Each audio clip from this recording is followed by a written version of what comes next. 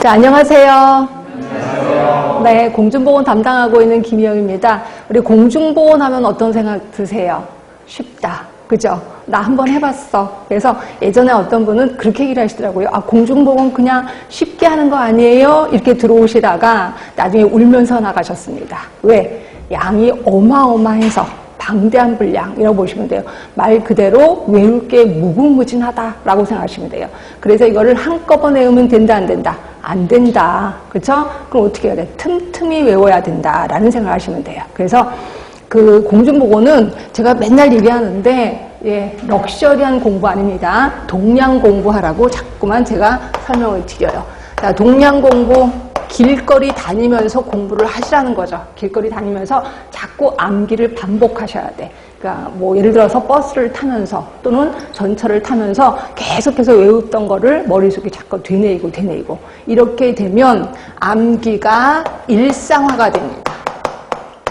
말 그대로 상식화가 되는 거죠. 그래서 공중보건은 상식을 좀 높여야 된다.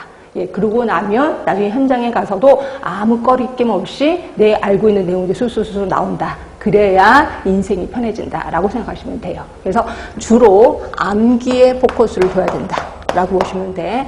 자, 그러면 도대체 어떤 문제들이 나왔는지 잠깐만 보도록 하겠습니다. 자, 보시면 물론 공개된 문제만 제가 좀 제시를 했습니다. 자, 보시면요. 제일 많은 문제가 요거겠죠. 역학 쪽이겠죠. 그래서 역학은 작년은요, 7문제나 나왔습니다. 20문제 중에 7문제로 엄청난 거죠. 그러다가 올해는 5문제로 좀 줄긴 했는데 여전합니다. 그래서 역학은 되게 양도 많고 여러분들이 가장 어려워하는 게 역학 쪽이에요. 그래서 역학 쪽에서는 제가 시간적 투자를 좀 할 겁니다. 자, 그 다음으로 많이 나왔던 게 3.15 환경이요. 자, 환경 하시는 분들은요, 환경이 양이 엄청 많다고 하더라고요. 그리고 환경은요, 제가 보기도 조금 화가 나. 외울 게 너무 많아요. 그리고 숫자가 뭐 소수점, 그래서 그거까지 다 외워야 돼. 근데 그거를 아예 다르게 숫자를 제시하는 게 아니라, 예를 들어 3.5면 슬쩍 보기 전에 3.2로 슬쩍 바꿔. 그러니까 이런 식으로 치사하게 문제를 내거든요. 그래서 환경보고는 암기량이 어마어마하다. 그렇죠? 그런데 문제를 보시면 점점 증가되고 있다. 4개 이렇게 증가되고 있습니다. 그래서 환경도 만만치가 않구나라고 생각하시면 되고요.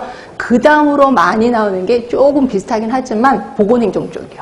그래서 보건행정을 전공으로 하셨다면 뭐 괜찮은데 보건행정이 전공이 아니야. 그럼 굉장히 어려워하시는 게 이쪽 부분이라고 보시면 돼요. 그래서 저는 역학에도 시간적 투자를 좀 많이 할 거고 보건행정도 역시 시간적 투자를 할 겁니다. 예, 그럴 수밖에 없습니다.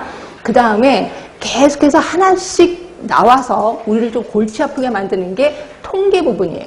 통계 부분보다 계속 한 문제씩 나옵니다. 작년에는 안 나왔고요. 계속 한 문제씩. 근데 여러분들 보시면 학교 다녔을 때도 통계 쪽은 손을 놓은 분이 되게 많을 거예요. 근데 여기서 계속해서 있습니다. 그러면 여러분들은 에이, 한 문제니까 포기해야지. 포기할 거를 포기해야 돼. 이런 거 포기하면 안 된다. 그래서 통계 부분도 조금 힘들지만 저는 접근에 들어갈 거고요.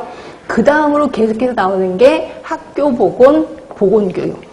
특히 학교 보건에서는 우리가 보건교사도 아닌데 보건교사의 업무에 대해서 시험이 자주 나옵니다. 나올 수밖에 없는 게 보건교사 하는데 굉장히 많거든요. 그러니까 너네들 암기해봐라 라고 하는 거예요. 그쪽 부분이 좀 나오고 보건교육도 보건교육 방법에 대해서 계속해서 나오고 있습니다. 그 다음에 또 하나 계속 발목을 잡고 있는 게 정신보건이라고 생각하시면 돼요. 정신보건은 이게 이제 우리나라가 선진국으로 가면서 정신질환자가 점점 많아지거든요. 그래서 그런지 정신보건에 대해서 꼭 한 문제씩 잊어버릴 만하면 한 문제. 근데 정말 화가 나는 거는 법적인 내용이 나온다는 거죠. 정신보건과 관련된 법이 있는데 그 법의 내용이 자꾸만 나오고 있다는 거죠. 그래서 이런 것들이 계속해서 우리를 좀 계속 발목을 잡고 있는 거고 정말 다행인 건 뭐냐면 식품위생이요. 예전에는 굉장히 많았어요. 예전에는 여기 통계는 없지만 예전에는 그 식품이 한 5문제가 나온 적도 있었습니다. 우리가 이쪽이 전공도 아닌데도 불구하고 그러다가 점점 줄어들기 시작하긴 했는데 그래도 이게 계속해서 나오고 있다. 그래서 식품 쪽에 전공이 아니신 분들은 이것도 좀 힘들겠다라고 생각하시면 돼요.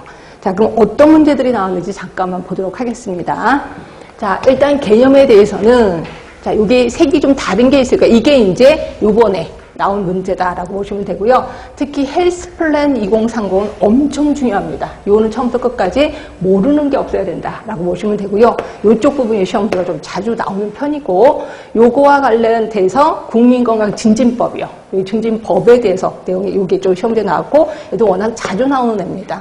그거 말고도 레벨 클라이라는 사람 들어보셨을 겁니다. 이 부분 자주 나오는 편이다라고 보시면 되고, 그 다음에 모형에서는 건강 믿음 모형, 예를 들어 다른 말로 건강 신념 모형이라고 하고 있거든요. 요거 자주 나옵니다. 그러니까 요런 모형은 얼른 머릿속에 좀 기억을 해야 되겠다라고 생각하시면 되고, 자, 그다음에 역학 쪽에서요.